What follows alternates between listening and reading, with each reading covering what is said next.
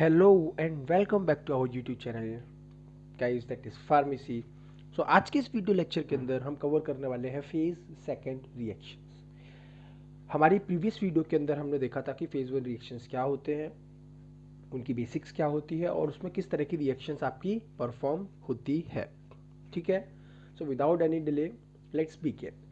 जैसा कि मैंने आपको बताया था कि फेज वन रिएक्शन को हम नॉन सिंथेटिक रिएक्शंस भी बोलते हैं और उनको हम क्या बोल रहे थे, फंक्शनलाइजेशन रिएक्शन, जिसके साथ साथ हमने उसको क्या बोला था, डिटॉक्सिफिकेशन या नॉन टॉक्सिफिकेशन रिएक्शन, जिसके अंदर हम साइटोक्रोम P450 की भी बात करते हैं। अब अगर हम बात करें फेज सेकेंड रिएक्शन, तो फेज वन रिएक्शन को हमने क्या बोला था, नॉन सिंथेटिक। तो फेज सेकेंड रिएक्शन को हम बोलते हैं सिंथेटिक रिएक्शन।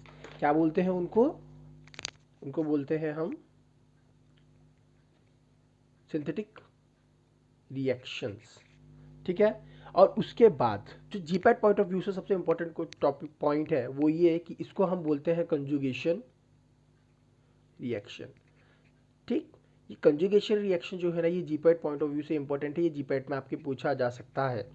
ठीक, कि which of the following reaction और phase second reaction of the drug metabolism is also known as, आपको चार ऑप्शंस दे देगा, सिंथेटिक, नॉन सिंथेटिक, या फिर आप बोल दीजिए जैसे फंक्शनलाइजेशन रिएक्शन, नॉन सिंथेटिक रिएक्शन, या फिर नॉन टॉक्सिफिकेशन रिएक्शन और कंजुगेशन रिएक्शन। तो इसका आंसर क्या होगा, कंजुगेशन रिएक्शंस। ओके, सो इसके अंदर जो जनरली जो रिएक्शंस होती हैं वो किस तरह की होती है, हमने बात की थी फेज वन रिएक्शन के अंदर रिडॉक्स रिएक्शंस हो रही थी और फेज सेकंड रिएक्शन के अंदर हम किस तरह की रिएक्शंस परफॉर्म कर रहे हैं। इसके अंदर जो रिएक्शंस होती हैं उनके एग्जांपल्स हैं, जैसे कि ग्लूकोरोनिक कंजुगेशन होता है, एमिनेशन रिएक्शंस होती हैं, सल्फोनाइड रिएक्शंस होती हैं।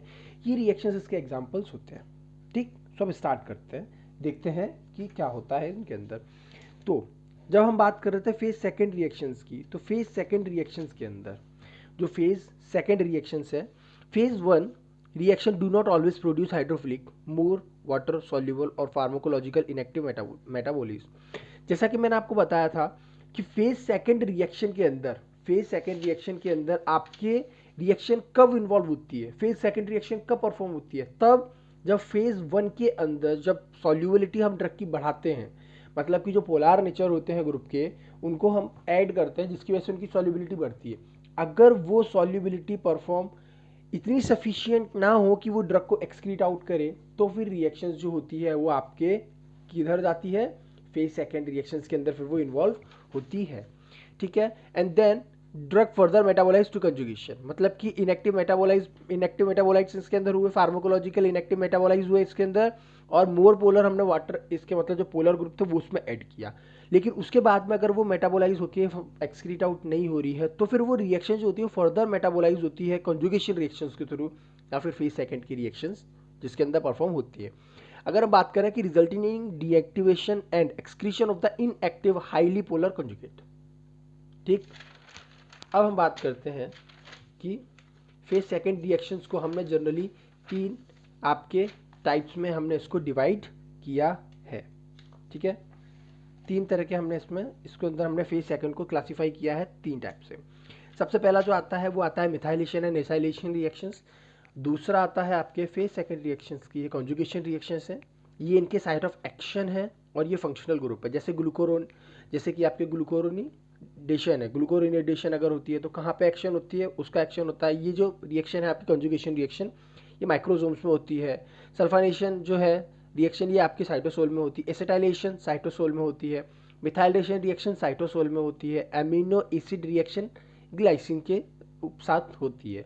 इनके अंदर फंक्शनल ग्रुप कौन कौन से होते हैं, जैसे कि OH, COOH अमीन ग्रुप, थायो ग्रुप, OH अमीन जो भी है, कार्बोक्सिलिक एसिड अमीन, अमीन कार्बोक्सिलिक एसिड, ये आप समझते ही हैं, तो ये आपको टेबल याद रखनी पड़ेगी। फिर सेकंड रिएक्शन के अंदर ये टेबल काफ़ी इंपॉर्टेंट है। अब अगर हम बात करें कि मिथाइलेशन और एसिटाइलेशन रिएक्शन के अंदर क्या हो रहा है, ये which do not generally increases water solubility, ये मिथाइलेशन और एसिटाइलेशन रिएक्शन होती है, ये जनरली सॉल्युबिलिटी को इतना इंक्रीज नहीं करती है।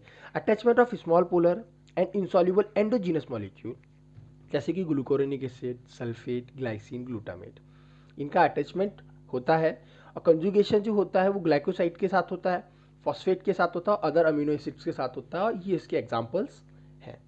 फेज सेकंड रिएक्शंस की अगर हम बात करें तो फेज सेकंड रिएक्शंस के अंदर जनरली जो इंक्लूड की जाती है वो रिएक्शन कौन कौन सी होती है, जैसे कि glucuronic acid conjugation, sulphate conjugation, conjugation with glycine, glutamine and other amino acid, इसके साथ में एसिटाइलेशन एंड मिथाइलेशन। ठीक, सो कुछ रिएक्शंस के हम एग्जांपल देखते हैं यहाँ पर।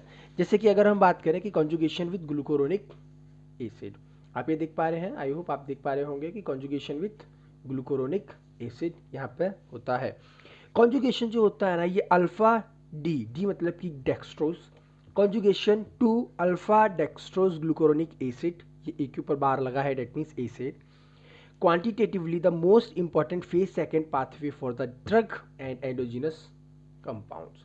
मतलब कि जो कॉन्जुगेशन रिएक्शन और जो ग्लूकोरोनिक एसिड रिएक्शन है ना, this glucuronic acid reaction is the most important pathway for और most important pathway in phase second reactions of drug metabolism. Product are excreted in the bile, bile जो होता है, आप comment करके मेरे को बताइएगा कि बाइल का सिक्रीशन कहाँ होता है और बाइल का स्टोरेज कहाँ होता है। ठीक है, कमेंट करके ज़रूर बताइएगा। उसके बाद में जो एंजाइम्स रिक्वायर्ड होते हैं, उनका जो एंजाइम है जिसका रिक्वायरमेंट अपने को लगता है वो होता है UDP, UDP, this is D, UDP glucuronyl transferase, जिसको आप बोल सकते हैं UGT, U for UDP, G for glucuronyl, T for transferase enzyme की हमको ज़रूरत पड़ती है।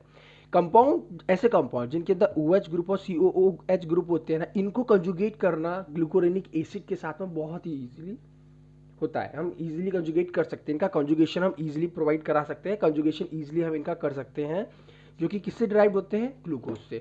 फॉर एग्जाम्पल जैसे कि ड्रग होता है, ड्रग है अगर ड्रग UDPGA, मतलब कि क्या है ये, UDP ग्लूकोरोनोसिल ट्रांसफेरेज का एंजाइम जो है, मतलब ये जो एसिड है, मतलब ये प्रोडक्ट है, इसके ऊपर ये जो UDPGA देख रहे हैं ना आप, इसके ऊपर इसका जो इसको ब्रेक डाउन करने वाला जो एंजाइम होगा या जो इसके ऊपर एक्ट करने वाला एंजाइम होगा वो आएगा यहाँ ट्रांसफेरेज। ठीक है, माइक्रोजोमल ग्लूकोरोनोसिल ट्रांसफेरेज इसके ऊपर एक्ट करेगा, और ड्रग और ये जो ग्लूकोरोनाइड आप देख रहे हैं ना, ग्लूकोरोनाइड जो देख रहे हैं, ग्लूकोरोनिक एसिड है ये, यूडीपी ग्लूकोरोनिक एसिड आप बोल सकते हो इसको।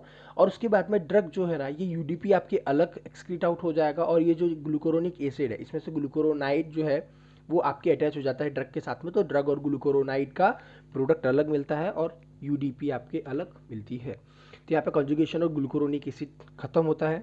अब बात करते हैं एसिटाइलेशन रिएक्शंस की। एसिटाइलेशन रिएक्शंस की अगर हम बात करें तो these are the common reaction for aromatic amines. Aromatic amines आपको पता होगा, सल्फोनामाइड्स, मतलब कि एसिटाइलेशन जब भी आए तो एरोमेटिक अमीन्स और सल्फोनामाइड्स के लिए बेसिक कॉमन रिएक्शंस है। उसके बाद में इसमें जो कोफैक्टर होता है उसकी हमको जरूरत पड़ती है एसिटिल कोएंजाइम। ठीक, एसिटिल की कोएंजाइम की हमको जरूरत पड़ रही है। एसिटिल कोएंजाइम ए जनरली आपने सेकंड सेमेस्टर के अंदर बायोकेमिस्ट्री में बहुत सुना होगा कि एसिटिल कोएंजाइम ए यहाँ पर इन्वॉल्व होता है, एसिटिल कोएंजाइम ए यहाँ पर इन्वॉल्व होता है। तो आप कोई भी एक यूज मेरे को एसिटिल कोएंजाइम का आप कमेंट सेक्शन में ज़रूर बताइएगा। ठीक है, उसके बाद में हम बात करते हैं जैसे कि इम्पॉर्टेंट जो होता है सल्फोनामाइड मेटाबॉलिज्म, इसलिए है क्योंकि इसके अंदर जो एसिटाइल सल्फोनामाइड है ये लेस सॉल्युबल होते हैं देन देयर पेरेंट कंपाउंड्स। मतलब कि इनके जो पेरेंट कंपाउंड्स है ना, इनसे जब आपके एसिटिल सल्फोनामाइड्स बने तो इनकी सॉल्युबिलिटी लेस हो गई। ठीक, then the parent compound and they may cause renal toxicity. और ये जो होती है ना इनकी, जब अब देखो इनकी सॉल्युबिलिटी लेस है, जब इनकी लेस सॉल्युबिलिटी है तो सॉल्युबिलिटी लेस होने की वजह से सल्फोनामाइड क्या होगा, एक्सक्रीट आउट जल्दी नहीं हो पाएगा। जब एक्सक्रीट आउट जल्दी नहीं हो पा रहा है तो वो क्या करेगा, वो अंदर रहेगा ड्रग में, मतलब बॉडी के अंदर रहेगा और हमको रीनल टॉक्सिसिटी कॉज कराएगा। ठीक है, और इसके बाद में क्या होगा कि रीनल टॉक्सिसिटी किस तरह से कराएगा, प्रेसिपिटेशन रिएक्शन। आप इसको स्टार लगा सकते हैं, ये पूछा जाने वाला क्वेश्चन हो सकता है, कल को हो सकता है ये क्वेश्चन आपको मिल जाए। ठीक है, कि रीनल टॉक्सिसिटी किस तरह से या किस फॉर्म में करवाता है आपके इस तरह का एसिटाइलेशन रिएक्शंस के अंदर। आपकी जो सल्फोनामाइड होती है वो, जैसे सॉल्युबिलिटी के ऊपर भी क्वेश्चन बन सकता है कि सल्फोनामाइड्स आर लेस सॉल्युबल और equal soluble, sparingly soluble than compare to their parent compounds. और इसके ऊपर ये भी क्वेश्चन बन सकता है कि वो पेरेंट कंपाउंड है तो किस तरह की टॉक्सिसिटी कॉज करता है रीनल टॉक्सिसिटी, और किस मेथड से करता है, प्रेसिपिटेशन मेथड से करता है किडनी में। ठीक, एग्जाम्पल के तौर पर जैसे आप देख रहे थे सल्फोनामाइड्स है ना, तो इसका एग्जाम्पल सल्फोनामाइड्स है, आइसोनियाजिड है और हाइड्रालिजीन इसका एग्जाम्पल है। ये आपकी ड्रग्स के नाम है। जब कोलॉजी के अंदर हम इनका क्लासिफिकेशन पढ़ेंगे तो आपको बताएंगे कि कौन सा ड्रग किसके अंदर आता है। ठीक है, इसके बाद अगर हम बात करें कि एग्जाम्पल, इसकी जो रिएक्शन है, मेन रिएक्शन ये जो देख रहे हैं ना आप RNH2, इसके ऊपर N acetyl transferase acetyl coenzyme A, ये जो है एन एसिटाइल ट्रांसफेरेज एंजाइम है और एसिटिल कोएंजाइम ए फैक्टर है। जब ये फैक्ट करते हैं ना तो RNH2 की जगह क्या होता है, RNH, और एक हाइड्रोजन निकला और उसकी जगह क्या हुआ, एसिटिल कोएंजाइम ए का जब आप स्ट्रक्चर देखोगे ना तो CH3COO या CH3CHO होता है कि CH3COOH होता है। आप मेरे को बताइएगा कि एसिटिल कोएंजाइम का स्ट्रक्चर क्या होता है। ठीक है, या फिर जो मैंने दोनों ऑप्शंस आपको बताए वो दोनों ही ऑप्शंस नहीं होते हैं, तो कौन सा स्ट्रक्चर होता है। ठीक है, तो एसिटिल कोएंजाइम ए जो है, एसिटिल कोएंजाइम ए के अंदर से आपका एक H है, उसके एक ग्रुप के साथ में रिएक्ट करके बाहर निकल जाएगा, बचा हुआ जो पोर्शन है उसका ये RNH ये वाला कंपाउंड है, और एक हाइड्रोजन जो अटैच था उसकी जगह C double bond CH3 group आपके अटैच हो गया है। आप इसको ऐसा भी लिख सकते हैं, RNH C double bond O CH3। ठीक है, आप इसको इस तरह से भी लिख सकते हैं। अब हम बात करते हैं मिथाइलेशन रिएक्शंस की। ठीक है, मिथाइलेशन रिएक्शंस की अगर हम बात करें कि मिथाइलेशन रिएक्शंस आखिरकार होती किस तरह की है, तो मिथाइलेशन रिएक्शंस में क्या होता है ना कि ड्रग्स जो होता है ये अमीनो एसिड के साथ में डील करता है। आप बोल सकते हैं कि अमीनो ग्रुप या फिर जो फिनॉल ग्रुप है उनके साथ एक्ट करता है, और इसमें यूज़ होने वाला एंजाइम, मिथाइलेशन में कौन सा एंजाइम हो रहा है, मिथाइल ट्रांसफेरेज। ठीक है, उसके साथ में मैंने आपको बताया था कि आपके जो ये है कंजुगेशन और ग्लूकोरोनिक एसिड के अंदर यूज होने वाला एंजाइम कौन सा है, आपके UDP ग्लूकोरोनोसिल ट्रांसफेरेज एंजाइम। वहीं पर एसिटाइलेशन के अंदर एंजाइम कौन सा यूज हो रहा है, एन एसिटाइल ट्रांसफेरेज, और कोफैक्टर जो रिक्वायर्ड लग रहा है वो हो रहा है एसिटिल कोएंजाइम ए। ठीक है, तो ये एंजाइम्स याद रखिएगा, ये एंजाइम्स काफ़ी इंपॉर्टेंट होते हैं, ये पूछे जाते हैं, आपको काफ़ी हेल्पफुल रहेंगे ये। ठीक है, अब हम बात करते हैं कि जो एंजाइम्स होते हैं, एंजाइम कौन सा यूज़ हुआ, मिथाइल ट्रांसफेरेज। उसके बाद में एंडोजीनस सब्सटेंसेस जैसे कि सिस्टीन और जो आपके मिथ्योनिन होते हैं ये इसके अंदर आपके होते हैं।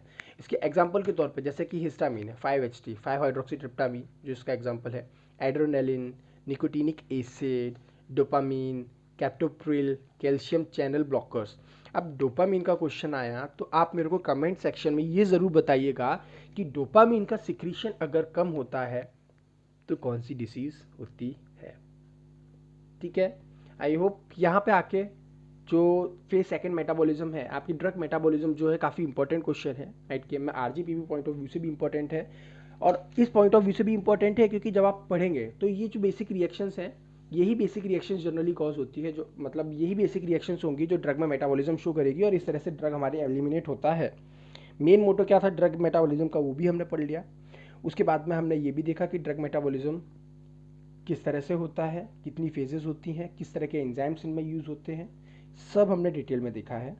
तो आई होप आपको मेरी वीडियो लेक्चर पसंद आया होगा। अगर आपको मेरा वीडियो लेक्चर पसंद आया हो तो प्लीज़ लाइक शेयर सब्सक्राइब करना ना भूलें, और अगर आपको लगता है कि मैं किसी दूसरे तरीके से इम्प्रूव कर सकता हूँ तो प्लीज़ आप हमें ज़रूर बताइएगा कि मैं किस तरह से इम्प्रूव कर सकता हूँ, ताकि आपको और इम्प्रोवाइज वे में हम कंटेंट प्रोवाइड कराएं और साथ साथ में हम आपको अच्छा और काफ़ी डिटेल्ड कंटेंट प्रोवाइड कराएं।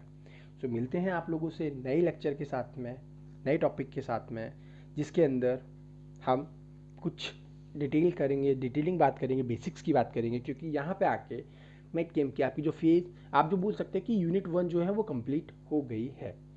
तो यूनिट सेकंड अब हम नेक्स्ट लेक्चर से स्टार्ट करेंगे। सो मिलते हैं आप लोगों से नेक्स्ट वीडियो लेक्चर के अंदर। तब तक के लिए stay safe and stay happy. See you guys.